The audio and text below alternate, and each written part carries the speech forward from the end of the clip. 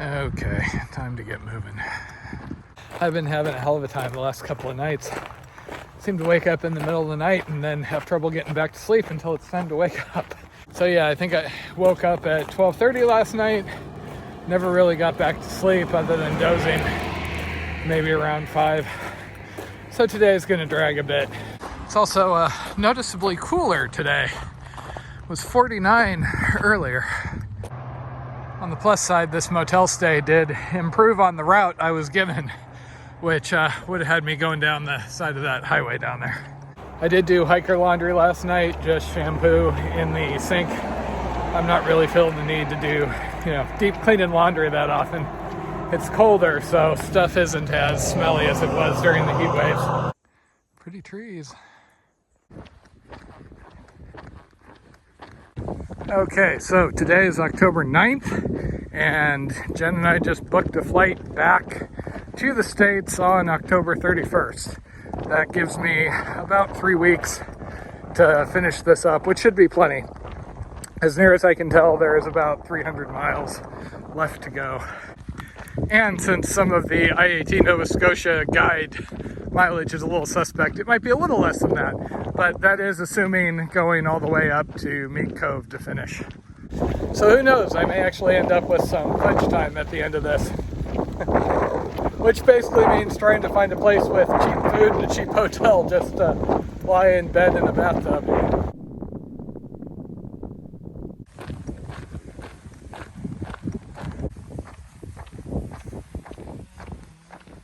Okay, finally found a nice guy who was out in his yard who was quite happy to fill my water.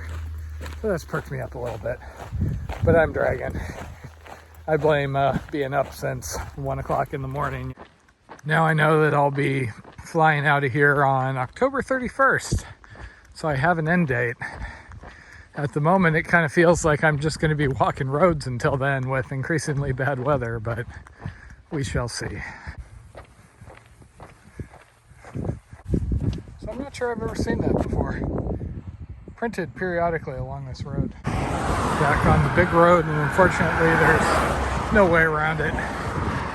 Oh well.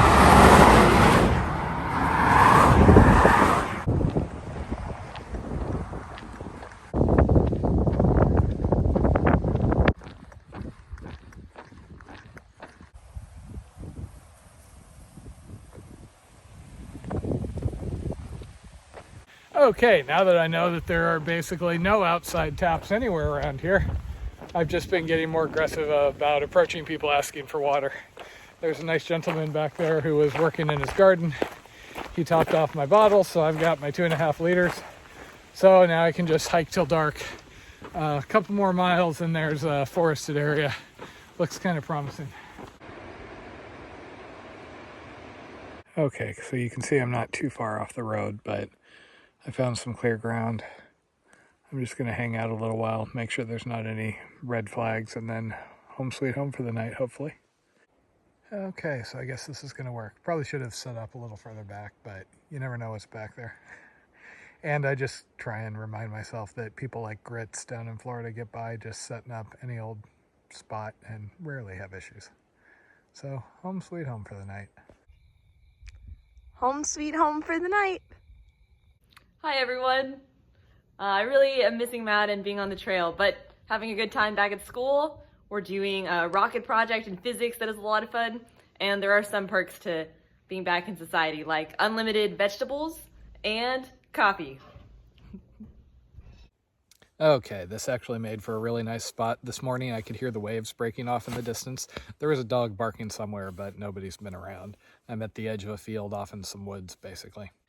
And I now officially have an exit plan. It looks like there are about 270-ish more miles to get me to Meat Cove, according to taking the IAT route over to northern Sydney and then walking up to Meat Cove.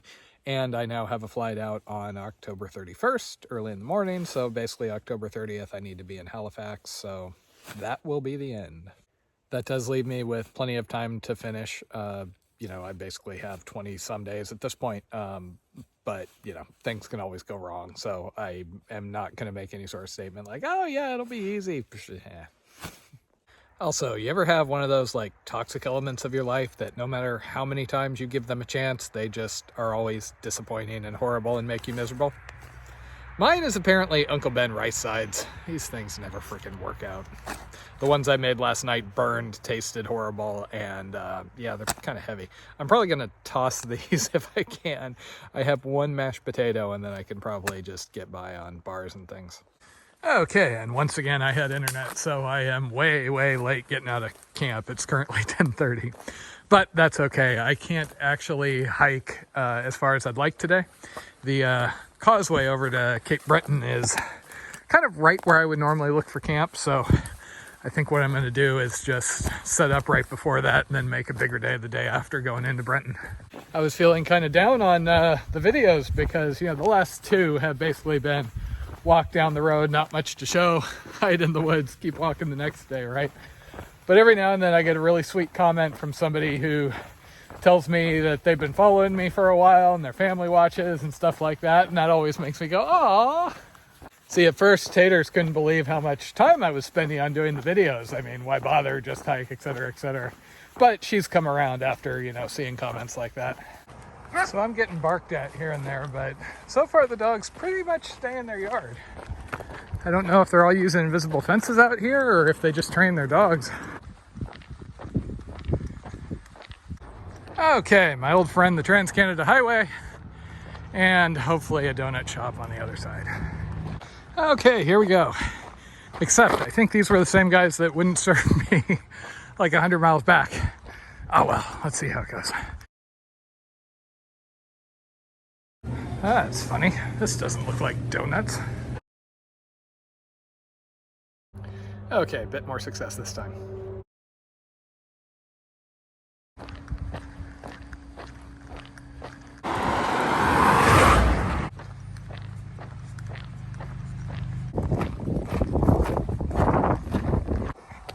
Okay, finally back to a bit of a quieter road, at least for a little while.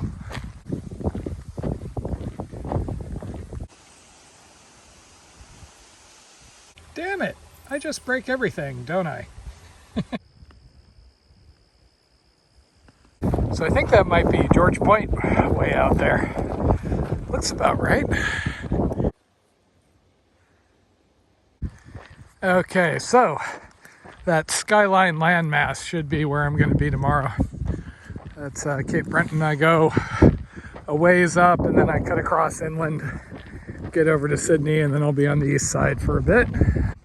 Huh. Ice skating rink, I assume?